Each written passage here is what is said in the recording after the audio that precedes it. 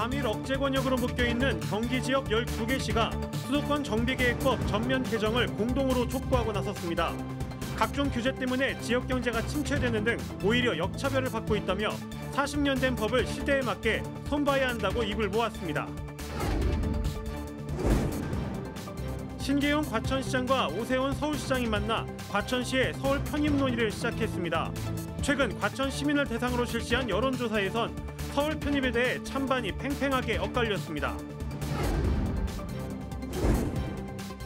3.1운동 항쟁지로 알려진 안성시 양성면에 의료 폐기물 소각장 건설이 추진되고 있습니다. 역사마을로 단장을 준비 중이었던 주민들은 크게 반발하고 있습니다. 시청자 여러분 안녕하십니까? BTV 경기 주간종합뉴스 시작합니다. 수원과 안양, 광명, 과천 등 서울과 인접해 있는 도내 12개 시는 수도권 정비계획법에 따라 과밀 억제 권역으로 묶여 있습니다. 국토 균형 발전을 위해 수도권에 인구가 집중되는 걸 막기 위해서라는 명목으로 공장이나 대학 유치, 대규모 개발 사업 등을 하는데 많은 규제를 받고 있는데요. 해당 지자체들이 오히려 역차별을 받고 있다며 법 전면 개정을 위해 힘을 모으기 시작했습니다. 수원과 안양, 광명, 과천 등 경기도 내 12개 시장들이 한자리에 모였습니다. 시장들은 수도권 정비계획법 때문에 지역 발전이 가로막혀 있다며 전면 개정을 위해 힘을 모으기로 합의했습니다. 수도권 정비계획법은 국토 균형 발전을 위해 40년 전에 만들어진 법입니다. 수도권에 인구가 집중되는 걸 막고자 12개 시는 과밀 억제 권역으로 묶여 공장이나 대학 유치, 대규모 개발 사업 등을 하는데 많은 규제를 받고 있습니다. 하지만 해당 법은 국토 균형 발전이라는 목표를 이루지 못하고 있다는 지적을 받고 있습니다. 각종 규제 때문에 여러 기업들이 수원이나 안양 등을 떠나게 됐지만 지방이 아닌 규제를 받지 않는 도내 다른 도시로 이전하고 있기 때문입니다. 우리 지역의 과밀 억제 권역에 있는 기업들이 성장 관리 권역으로 아마 많이 분석해 보십시오. 다 빠져나갔습니다. 지방으로 가는 기업도 있지만 수도권 안에서 재분배가 되고 있습니다. 이에 더해 규제를 받고 있는 12개 시는 경제 침체의 늪에 빠지고 있습니다. 수원시의 경우 한때 대기업이 14개나 자리하고 있었지만 지금은 수도권 정비계획법 규제 때문에 4개만이 남아 있습니다. 수원에서 성장한 중견기업들도 규제를 피해 용인이나 화성 등으로 떠나면서 90%에 달했던 수원의 재정 자립도는 20년 만에 반토막이 났습니다. 과밀 억제 권역 시민들 족쇄가 40년 동안 그대로 당초 만들어진 시지로 만들어진 정도가 아니라 이제는 국가 경쟁력도 없어지고 상대적 역차별을 하는 그런 측면이 다분히 있다라고 생각이 들어서 12개 시장들은 40년 전에 제정된 수도권 정비계획법을 시대에 맞게 손봐야 할 때라며 수도권과 지방 모두가 함께 잘 살 수 있는 새로운 체계를 고민해야 한다고 입을 모았습니다. BTV 뉴스 이지우입니다. 과천시는 서울 편입 논의도 본격적으로 시작했습니다. 신계용 과천시장이 오세훈 서울시장을 만나 시민 여론조사 결과와 함께 입장을 전달했는데요. 최근 실시한 시민 여론조사에선 서울 편입에 대한 찬반이 팽팽하게 엇갈리고 있는 것으로 나타났습니다. 이창호 기자의 보도입니다. 신계용 과천시장은 지난 29일 서울시청에서 오세훈 서울시장을 만났습니다. 약 30분간 진행된 이날 면담에서 신 시장은 여론조사 내용과 함께 과천의 서울 편입에 대한 입장을 설명했습니다.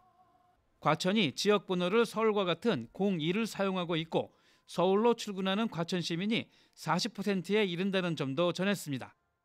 오세훈 시장은 행정구역의 불일치로 인한 시민 불편을 강조하며 메가시티의 당위성을 피력했습니다.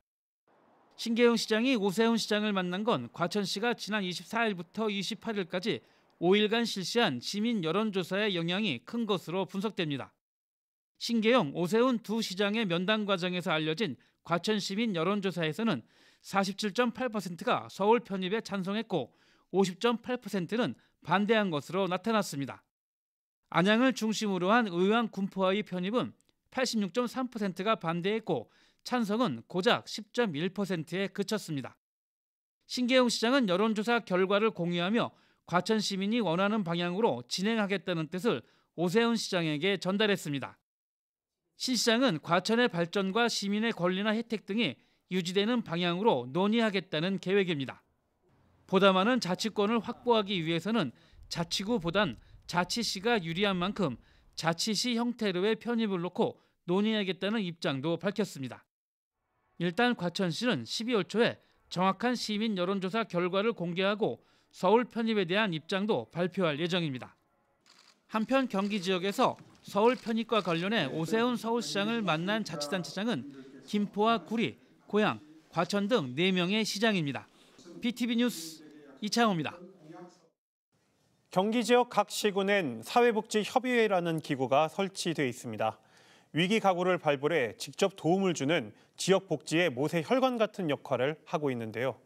복지 사각지대에서 애쓰고 있는 이들이 내년엔 더 이상 활동하기 어려운 상황에 처해 있습니다. 어찌된 영문인지 백창현 기자가 취재했습니다. 건물 앞에 화장지 등 생활용품이 가득 쌓여 있습니다. 지역의 복지 사각지대에 있는 장애인과 독거노인들에게 전달할 물품입니다. 저희가 매주 대상자가 150가구 정도 되고요. 그다음에 월별로 하는 봉사대원 의용소방대랑 같이 진행하고 있는 가구가 한 300가구 정도 돼요. 그래서 저희가 사무실에 가서 이제 스케줄을 잡아서 재가를 대상으로 나가고 있습니다. 안성시 사회복지협의회는 20년 넘게 기부 물품을 지역의 복지 현장으로 직접 전달하고 있습니다. 그러나 당장 내년부터는 이 활동이 제대로 이뤄지기 어려울 상황에 처했습니다. 경기도가 지난 2009년부터 시군 사회복지협의회에 지급하던 예산을 전액 삭감하면서 일을 할 사람들이 없어지게 된 겁니다. 좀 황당했고 이 일을 어떻게 해야 되느냐가 조금 관리자로서 걱정이 됐죠. 한 사람의 인건비인데 저희가 그 인건비를 협회이긴 하지만 회비로 충당할 수 있는 부분은 안 되기 때문에 그리고 이럴 수 있나. 경기도가 지난해 시군 사회복지협의회에 지급했던 예산은 시군 매칭 예산을 합쳐 4,200만 원.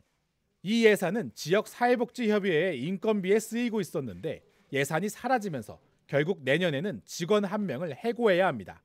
경기도는 이 예산이 전액 삭감되는 이유에 대해 시군 사업이기 때문이라고 밝혔습니다.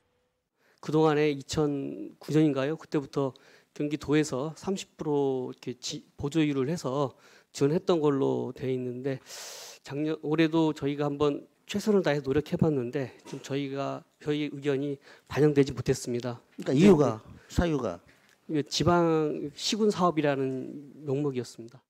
경기도는 시군에서 예산을 지원하면 된다고 전했지만 당장 매칭 예산이 사라지면 시군에서도 예산을 세울 수 없게 됩니다.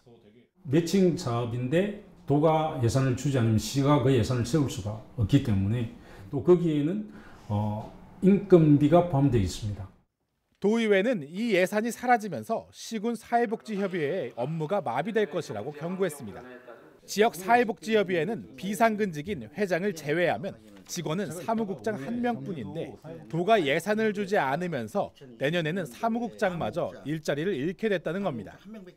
보조금에 의존해서 이제 업무를 수행했던 사무국장들이 일자리를 잃게 되고 각 시군치 사회복지협의회 업무가 마비되는 그런 이제 사태가 발생되는 거죠.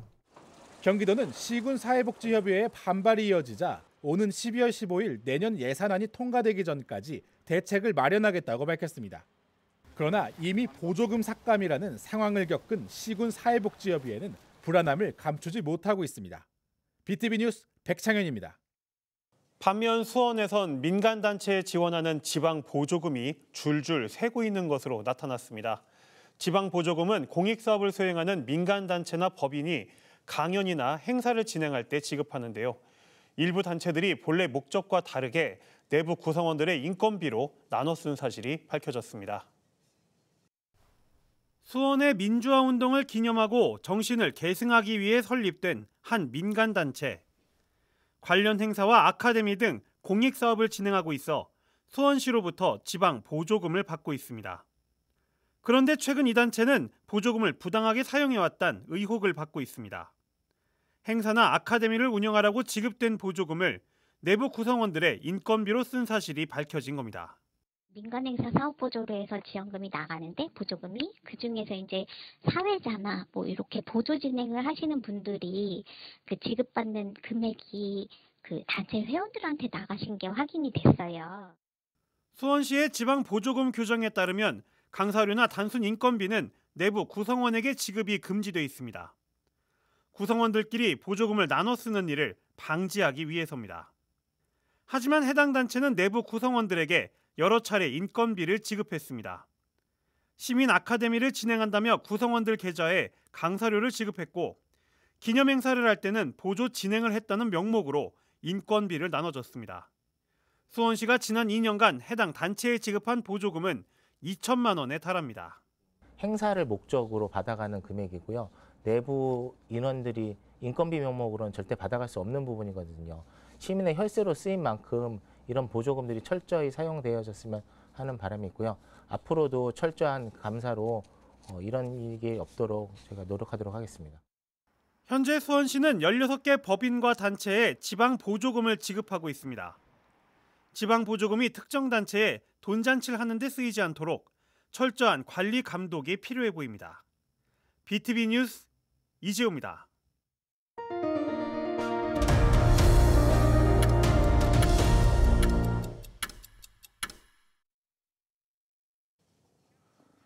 안성시 양성면은 지역에서 유명한 3.1 만세운동 항쟁지 중 한 곳입니다.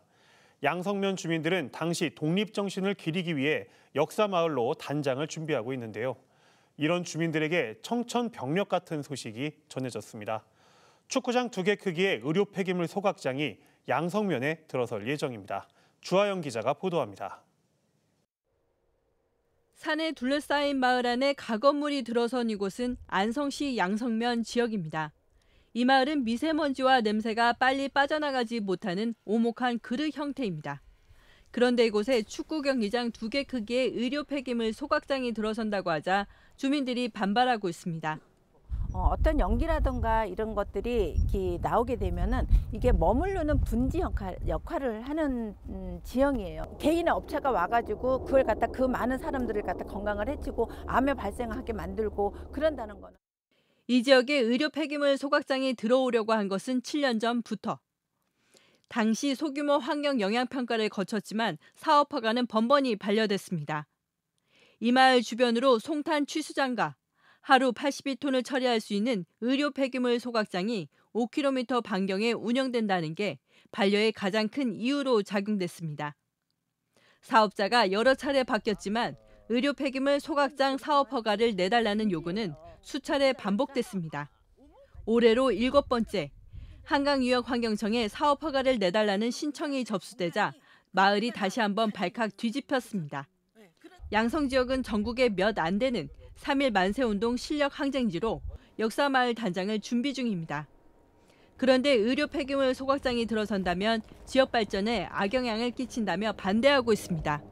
도심지에 있는 분들이 와서 하루 1박 2일 정도 즐길 수 있고 좀 이렇게 놀 수 있고 또 자연 경관도 같이 좀 즐기면서 역사도 배우면서 이런 자리가 이 자리인데.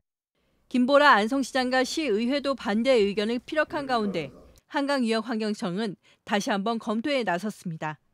똑같은 민원이 제기된 지 7년. 한강유역환경청이 이번에는 주민에게 어떤 대답을 내놓을지에 관심이 모아지고 있습니다. BTV 뉴스 주하영입니다. 평택시에도 기피시설 건립 소식에 시끄러운 마을이 있습니다. 평택 8경 중 하나인 오성강변에 자리한 오성면인데요. 레미콘 업체가 이전해 온다는 소식에 주민들의 반발이 커지고 있습니다. 얼마 전에 마을 주민과 레미콘 업체가 만나 토론회를 열었는데 허술한 평택시 행정을 비판하는 목소리가 이어졌습니다. 계속해서 주하영 기자의 보도입니다. 평택 브레인시티 산단 개발로 공장 이전이 불가피한 레미콘 업체입니다. 입주기업 허가 업종이 아니어서 지난해부터 오성면으로 이전을 계획했지만 이전 예정지 주민 반발에 발이 묶인 상태입니다. 반대로 오성면 주민들은 축사와 각종 폐기물 처리 시설이 들어서 오랜 세월 피해를 입었다며 호소하고 있습니다. 여기에 분진과 오염수가 발생하는 레미콘 업체를 허용할 수 없다는 입장입니다. 이 업체 입주를 허가하면 또 다른 레미콘 업체들이 줄이어 발생할 것도 우려했습니다. 이 같은 갈등을 조정하기 위한 토론회가 열렸지만 주민들과 평택시 의회 의원은 참석하지 않았습니다. 주민들은 짧은 입장문을 전했습니다. 개발행위 인허가를 신청한 특정 기업이 토론의 주체로 참석하는 것에 유감을 표하며 토론회의 공정성과 신뢰성에 깊은 우려를 전한다. 이런 가운데 레미콘 업체는 행정에 대한 원망의 목소리를 쏟아냈습니다. 평택시 도시계획심의에서 부결돼 공장 건설 계획이 물거품됐는데 이전지를 찾지 못하는 상황이기 때문입니다. 열심히 일한 것밖에 없는데 왜 이런 억울한 일을 당할까? 당해보지 않은 사람은 그 마음을 모릅니다. 갈등 해결을 위해 적극 나서겠습니다. 성실히 만나고 성실히 듣고. 평택 지역 내 갈등 중재 역할을 해온 전문가는 모든 책임이 평택시에 있다고 봤습니다. 평택시의 기관인 도시공사와 기업 이전지를 마련하고 갈등을 조정했어야 하는데 초기 단계부터 실패했다는 것입니다. 이제라도 실질적인 대책을 평택시가 마련하고 민민 갈등을 봉합해야 한다고 봤습니다. 주민 피해 최소화를 위해서 기업이야 당연히 대책을 내놓아야 됨과 동시에 평택시도 주민 지원에 대한 또는 환경 개선에 관한 방안이 동시에 마련이 돼야지 그나마. 레미콘 업체는 다음 달까지 이전을 하겠다고 평택 도시공사와 협약한 상태입니다. 시설을 반대하는 오성면 주민도 엄동설한 갈 곳 없는 기업체도 평택시의 현명한 결정을 기다리고 있습니다. BTV 뉴스 주하영입니다. 최근 경기도 내 초등학교 병설 유치원이 사라지고 있는 것으로 나타났습니다. 출산율 감소로 정원 미달 사태가 이어지고 있기 때문인데요.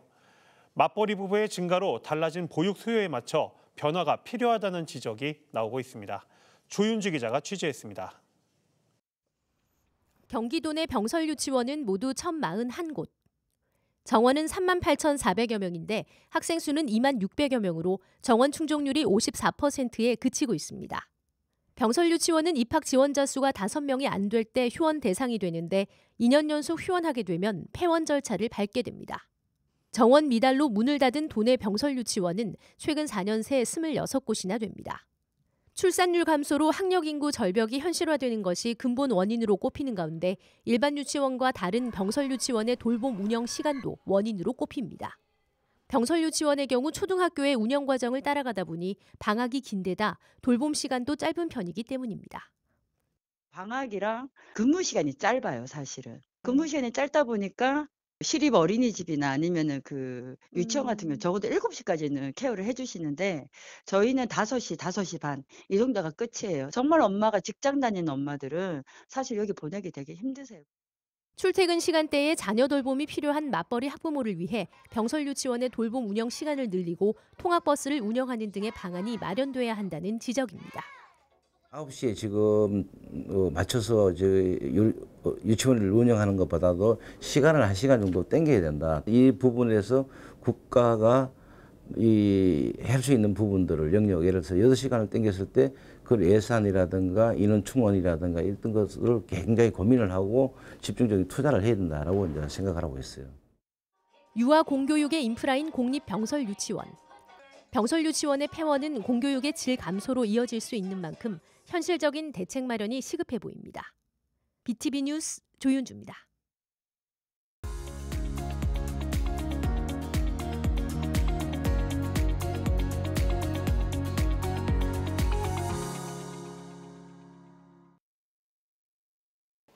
한 번에 끝내는 119초 안전교육. 여러분, 요즘 날씨가 너무 춥죠? 겨울에 자주 발생하는 사고가 바로 낙상사고입니다. 낙상사고는 추운 겨울에 도로의 지면이 매우 미끄러워 넘어지기 쉬운데요. 저와 함께 낙상사고 예방수치 알아볼까요? 먼저 이렇게 굽이 높은 신발은 미끄러지기 쉽기 때문에 굽이 낮고 미끄럼 방지 밑창이 있는 신발을 신어주세요. 또한 횡단보도를 건널 때 급하게 건너거나 갑자기 방향 전환을 하면 넘어지기가 쉽죠. 항상 조심해서 걸어야 됩니다. 또한 평소보다 보폭은 좁게 해서 천천히 조심히 걸어주세요.